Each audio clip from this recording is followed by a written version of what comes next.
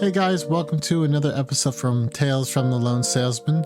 I have a bonus episode for you today, an episode that I recorded while I was on live stream and never got around to editing. So this one's going to be lightly touched. We're going to talk about Halloween. We're going to also talk about Dune, Back 4 Blood, and Apex Season 11.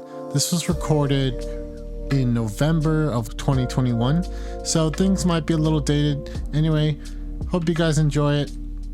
Check it out. What's going on, guys? It's the Lone Salesman live here on Twitch. I decided to film this episode live for a few reasons. One, to motivate me and keep me going, and just to try something new. So what we're going to talk about today is a little catch up on what I've been doing and a few things. We're going to add a new segment called Is It Worth It?, where I talk briefly about things I've seen, games I've played, and short impressions without giving too much away. So first off, I've been gone for like 2 months, a month really, and it's been busy. Work has been kicking my ass. I've got a lot of personal stuff. It's just kept me from doing stuff like this. So I wanted to take time to talk to you guys and just get the word out there. So first off, let's talk about something interesting. Halloween in Japan 2021. You know, I was a little worried, to be honest, because, well, first off, the numbers have been low. However, you never know, right? I mean, even though everyone's getting vaccinated over here, different variants, who's actually taking the vaccine, but that's not what this is about. I just kind of wanted to share my experience of how it was. And let me tell you, everyone, well, almost everyone was wearing costumes. If you weren't wearing a costume, that's fine.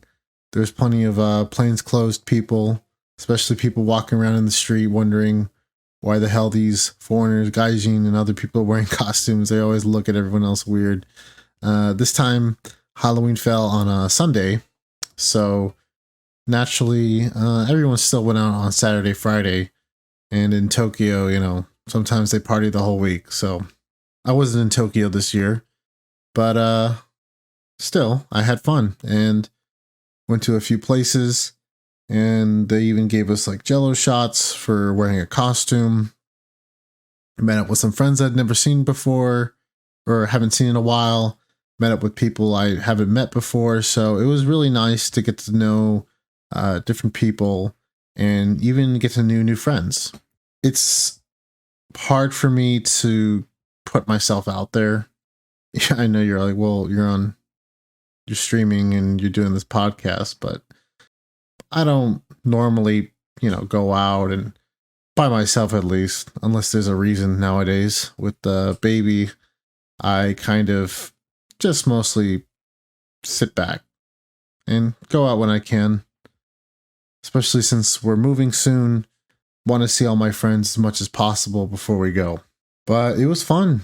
I had a blast, and I even went out a second time with some other friends locally in my local town, and that was fun too. The hangover wasn't, let me tell you, I'm not even that old, but I can already know that the more I drink, go out, the less, the more time I need to recover. Maybe just I was drinking bad alcohol or whatever, but it was rough, to say the least, man. But it was still nice to get to see people because, it's like I've been mostly drinking at home. I mean, I got my wine glass right here. Take a sip. Mostly, yeah, beer, wine, every now and then, tequila, make a cocktail. A lot less expensive drinking at home, I'll tell you that. I always pull out cash before I go out. Never want to use your card. I took out like $300 or samayen, which is somewhat equivalent to like 300, a little under $300. I was surprised how much I spent. It kind of put things into perspective. Well, if I was drinking at home, I'd spend maybe 10% of that by myself. Well, Ohms, you know, his wife runs a bar. He explained to me kind of like how the model works, and you know, hey, they got to make money. That's fine. I get it. It's a business.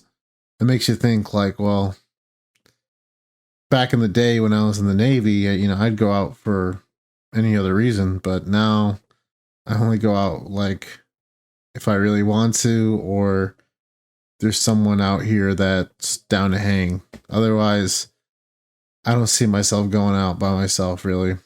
But going back to Halloween, you know, just as kind of like a bandit, I bought a pestilence mask, a plague doctor mask, and it's cool. But then I was wearing it and I'm like, I don't think I can wear this all night. No way. I kind of just decided to just scrap that idea. I was like, you know what? I got this bandana over here. I'm just going to wear this cowboy hat that I put up. And then I found like a vest, some pants, and, you know, I was like, okay, now I'm a bandit. And plus, I had the mask. So I was like, that works. I got some, even though it's just a piece of cloth, doesn't really protect me, but hey, it's worth a shot, right? Anyway, yeah, but there's a lot of Tokyo Revengers outfits, Kimetsu no Yaiba. I was a little surprised. I actually didn't see that much Kimetsu no Yaiba, not too many. Mostly Tokyo Revengers, to be honest. A lot of people wearing the jerseys. I haven't watched it, but my wife's pretty into it. I thought that was cool. I was like, oh, why not? People go hard here on Halloween. It is a blast. One of the funnier moments was my wife bought me this gag knife, and you know, it's like you stab someone, and it goes in and out. And so I saw this guy wearing a banana suit, and he's got this creepy looking white mask, like kind of like Michael Myers mask, and he's wearing it with his banana suit, and I'm like, this dude looks scary. And I'm like, hey man, best way to top that off, you know, here's the knife, here you go. Now you're a serial killer. I'm hoping next year, I don't even know. I'm just saying, like, going out is such a pain nowadays. But we'll see how it is next year. Anyway, that's enough about that. We're going to move on to next segment was, is it worth it? First, we'll start with Dune. All right. So Dune has a long history, right? Way back, early 60s. Out there with cyberpunk, and one of the books that just kind of inspired modern sci-fi, right? Star Wars, Star Trek, and you name it. Full disclosure, I did not read any of the books, and I am familiar with the original movie and the canceled movie. However, I haven't watched those either. So I took this movie, fresh set of eyes, knowing a little background knowledge on, you know, Dune universe, and I liked it for the most part. 2.5 hours is pretty standard for movies nowadays, I guess, for movies this size and length. I mean, they're setting up a lot for the future. Here's the thing about Dune. It's a movie you want to see in the theaters, but there are several parts that are hard to distinguish, like some of the voice scenes, the flashbacks, the premonitions he's having. But yeah, there's a lot of parts where it's hard to come out, and I feel like subtitles are somewhat necessary. Because, I mean, maybe if you're in a theater with good sound, you could hear it better. I was in a somewhat smaller, older theater, so it wasn't the best, but still had good surround sound. But man, they really set up the world and paint the picture for you as much as they can without over explaining too much. There is a lot of exposition. There is a lot of, you know, hey, I'm, you know, space Jesus stuff, setting up all the clans.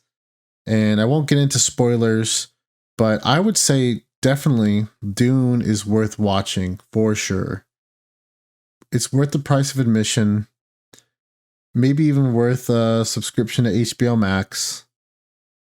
There's a lot of good stuff on there anyway, but it's totally worth it. I would just sit down and make sure you're like ready to be immersed. You know, it's not something I would watch kind of while I'm working and then something in the background. No, it's a movie you definitely want to focus on. There's a lot of characters and a lot of things, a lot of setups and payoffs. Some stuff does pay off, some stuff goes in different directions.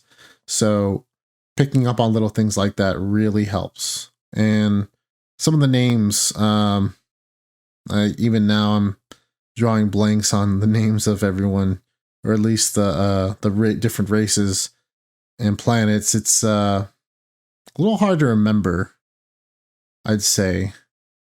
I feel like with Star Wars, they simplify things to where you can get it.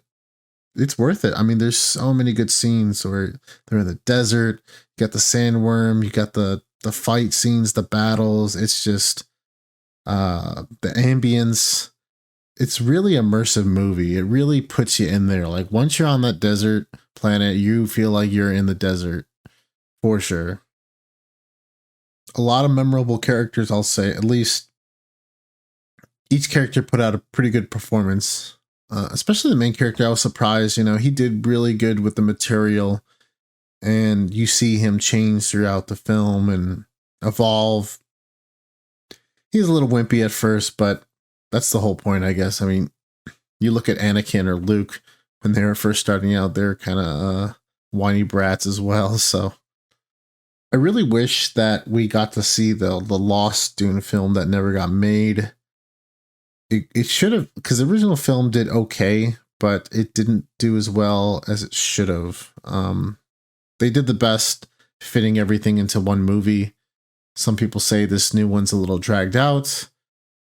Like, you want more, but with what they give you, it's like, okay, can we move on to the next thing? Like, it's that last 30 minutes that feels, especially after that. Like there's almost like two climaxes in the movie where you get these huge scenes and lots going on. And the movie could have just ended there, you know, right after the first battle scene. But it keeps going. And that last hour doesn't drag. It's stretched out for what's there. I feel like it could have been trimmed down, or at least, if we are going to go that far, let's add in the next step, or at least leave us on another note. But it's going to be a 3-part series, so 3 or 4 parts, and you see a lot into the future in this first one, so it's very promising. So Dune, definitely check it out. Highly recommend, especially if you're into sci-fi. It is a lot slow moving, but the pace does pick up towards the middle, and then kind of slows off toward the end. Next, I want to talk about Back 4 Blood. And it's a hard thing to talk about. The game is okay at the moment. I want it to be better, but maybe it's my rose-colored glasses. I'm looking at Left 4 Dead, and I'm wanting that more. And it is that game. There is small improvements. There is little things that I like. A lot of people are complaining about the difficulty, and like, I don't mind a hard game. Like when you play Left 4 Dead on hard mode, it's pretty hard. You know, you take more damage. The zombies are a little bit smarter, and you got to work more as a team. However, with Back 4 Blood, it's just like they're throwing so much at you, and with no continues, it's like almost impossible sometimes to get to that first act, that second act, especially if you don't have the right cards. Like, I'm wondering to myself, like, man, whoever's getting through this stuff must be really hardcore, or, you know, they're really working as a team. I mean, on Recruit, even, it's a little difficult. I felt like when I played in the beta, it felt a lot more balanced, wasn't as hard, at least, and they gave you 3 continues, which is nice. And I get it. They're trying to add more replay value and, you know, spice things up a bit. You get the corruption cards that add a lot of variables into the game. They're good for the most part. They make things interesting. And like I said, it's that keyword, working as a team. But guess what? Not everyone wants to do that. Some people go forward. They don't know what they're doing. It's their first time playing. Like, there's no room for failure almost, especially with one continue on the easiest difficulty. Like, yeah, you could try to carry your team, but, you know, if they don't know how to deal with a certain enemy type, they're shooting crows all the time, they're setting off alarms. It's like, come on. It's hard to teach someone the game if, you know, like I said, there's not much room for failure. You got to keep going. You got tall boys rushing you all the time. Bloaters. I mean, the tall boys are probably the most annoying characters that, or the special types that keep popping up. Not to mention the bosses are not too hard. The breaker, the wrecker, and the ogre. It's just in some areas it's very difficult to fight these enemies, especially the areas with very small lanes and no room to kind of back up. We were playing one level where it was like foggy and it was a swampy area. Ogre spawns right there. You have no choice but to back up and fight this thing. And if you don't have the ammo for it, then, you know, well, you know, it's not too far from the buy station, so you have enough time to do that. But it is just a pain in the ass, especially since we were doing that on veteran. It was pretty difficult to say the least. But once we got off veteran, started doing stuff on recruit, it was fine. I think the farthest we got through was Act 2, and it was just like, all right, I had fun enough. It's just very lengthy. That's all. Some levels last 30 minutes, some levels last 15, 20. It's very random. I mean, I felt like, at least with Left 4 Dead, you knew how long each map was going to be. At least every map was going to be at least 15, 20 minutes tops, and then finale would take longer. So you could probably run a campaign in less than an hour or two. With these acts, it's like, I don't know. It just feels, I don't even know how long they can be sometimes. I'm sure there's some people who ran through the whole game, no problem. It's just, you know, we're running with some of my friends. It was fine. No worries. It's just, for the price point of $60 though, I, reluctant to buy it on either console or PC. Luckily, it is on the Xbox Game Pass. So if you have that or have the opportunity to do that, I would say definitely just go with that for sure. Like, there's no reason to buy this game full price. And there's definitely no reason to buy it the season pass. I don't even know what's going to be in the future. Like, I mean, it's cool if you bought it, but I mean, with the way things are now, I just not sure if I want more than what's already there. You know, like, once I go through it, maybe do a run on veteran. It'll be fun to go back to every now and then, but I just feel like Left 4 Dead 2 and Left 4 Dead 1 just had so much more replay value. It's just balanced better, and I don't know. It's so weird, the little things they change. It's a shame. I was really excited for that game, and it worked for the most part. It's just lacking in some departments. I'm sure after a few updates and balances, fixes, it'll be a little bit better to play for sure. Lastly, I want to talk about Apex Season 11. Now, what can I say about Apex? Last season, I played halfway through, made it to Plat, and, you know, we ran with friends, sometimes ran solo. It was fine for the most part. There came a point where I don't know, you just get tired of it, or maybe you're not doing as well as you want to, and you just take a break, and that's what we did. That's what I did, for sure. Moved on to other games like Siege, played some Farcry6. Actually, I'll add that in here right after this one. Yeah, Apex is a free-to-play game, so if you've already been playing it and you've been playing every season, you're probably already playing this season 11. But let's just say you haven't played in a while. I think it's a really good update. The new map is really fun. It's interesting to figure out. It's probably the most diverse map they've released, really. I mean, it's not just the animals, but the way the map is, it's very hard to go from one place to another with being very quickly. It's not like King's Canyon where you can like go from one place to the next in a managed notice, because this place has one thing. They removed the balloons, and I didn't realize this until now, but there is no balloons, so it's very difficult to escape and, you know, drop on someone very quickly. There is new mechanics, these gravity cannons that'll launch you forward, flying through different parts of the map. So those are your new ways of getting from different points, but they're very direct routes. It's not as versatile as the balloon where you can go in different directions, no problem. They also still have the cars, but they're very minimal. I don't see too many people using them, and I don't see too many cars on the map anyway. The animals, the prowlers, the spiders, they're not too OP. The spiders or the prowlers can't overrun you though. If you keep fighting them, and plus you make so much noise that by the time you're done fighting them, another team's going to jump on you. So it's kind of not worth fighting them. I mean, you do get a little loot and some upgrades. Spiders can be used good for ambushing people, or at least, let's say someone's chasing you, you shoot the nests and leave them behind for the enemy. The new Legend Ash, she's pretty fun. I have nothing much to say about her. I mean, it's cool she's in the game. Her main ability is interesting. It's a good way to, you know, get those rats who are running away, or get someone right where you want them and then you rush them down.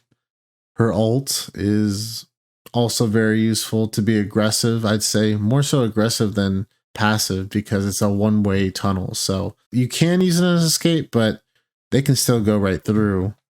But you could also like use it to lead one person away from their entire team, kill them, and then scan their box, and then you can track the rest of the people in the area that they might have killed. So not a bad idea. Kit is pretty fun, and I don't think she's as OP as Seer when he came out. People will always complain about new characters, but I guess she could use a little nerf. The additions to Watson are really what piqued my interest about this season. They improved her enough to be somewhat relevant, but not enough to be overpowered, which is nice. So I played her a little bit. I haven't seen too much more use than she already was. I mean, I already like playing as her. On this map, it's a little difficult sometimes considering how big it is and how wide it is. So sometimes her fences seem a little useless at some points unless you're in a corridor of some sort. I definitely think it's worth checking out. And I don't know if I'll be grinding it like I was in season 10, but I definitely do want to play it more for sure. Last, I want to bring up Farcry6. And let me tell you, Ubisoft has been making some stinkers, or at least they haven't been really improving on their formula. And Farcry6 is nothing that hasn't been seen before with the Far Cry series. The addition with Supremos and the backpack, different abilities, is somewhat refreshing, kind of, sort of. Like, the weapons are cool. Like, they added the cool, different, unique weapons that were in New Dawn with a twist. Make them really fun to use, especially if you're bored, just, you know, you want to shake things up a bit. They're pretty fun to use. And the new companions, it's a little bit more balanced, I'd say, not having two, like an animal and a person, but now you just have the animal, which I didn't mind too much considering most of the characters were kind of bland anyway. It's like, okay, I got my animals. They're fun until you get Aluso, or one of the mythic creatures. He's kind of the best one, in my opinion. Once you get him, it's kind of pointless using anyone else. I would say if you're not a huge fan in Far Cry, to just get it on sale. I mean, I'm a huge fan of the series. I didn't mind paying full price plus the season pass, especially without getting the spoilers. The ending leads into some interesting stuff. Man, the ending was pretty bad. It was shocking, to say the least. And there's not much room for choice. If you think it's like Far Cry 3 or 4, where you actually kind of have a choice on what to do on certain things, that's not quite the case here. There is a hidden ending in the later, in not quite in the very beginning, but once you're past the first tutorial area, there's a small Easter egg, kind of. There's always like a secret ending. Since 4, they added one. I didn't even know about the 1 in 4 until much later. But I always thought that was funny. You should definitely try it. If you can figure it out. That's I won't give it away, but it's easily just search it. But the gunplay was fun. I mean, the island is beautiful. I had no complaints playing the game. They even kind of added some Just Cause elements where the destruction elements, kind of like in Just Cause. I love that series, like Just Cause 2 and 3. Probably one of the most fun games I've ever played. 4, I couldn't get into at all, unfortunately. Something was missing. The story is somewhat compelling. The characters are also like somewhat compelling. You really have to kind of buy into it, or roll your eyes sometimes. It's a lot better than Watch Dogs Legion, I'll say. At least it's a big step up from that. The main enemy, Anton Castillo, played by Gustavo Fring or Giancarlo Esposito. He was phenomenal. It was such a treat just seeing him in the game, just seeing him giving a performance. I feel like he's been in so many more bad guy roles. You see him in Breaking Bad, obviously, and then they put him in Star Wars and in The Mandalorian. And yeah, it is such a treat to see him. He's just so good at being the strong, like that stare he does, the silence reserved. In this one, he doesn't overact, but he's definitely, he's mostly less subtle, to say the least, considering he's somewhat of a dictator. But it's hard for me to say or recommend Farcry 6 is good to buy, but definitely check it out for sure. If you love the Far Cry series and you're not tired of that formula, then go for it. If you're kind of tired of that, then I'd say stay away and maybe wait for it to go on sale. It was a solid 40, 50 hours plus all the side quests.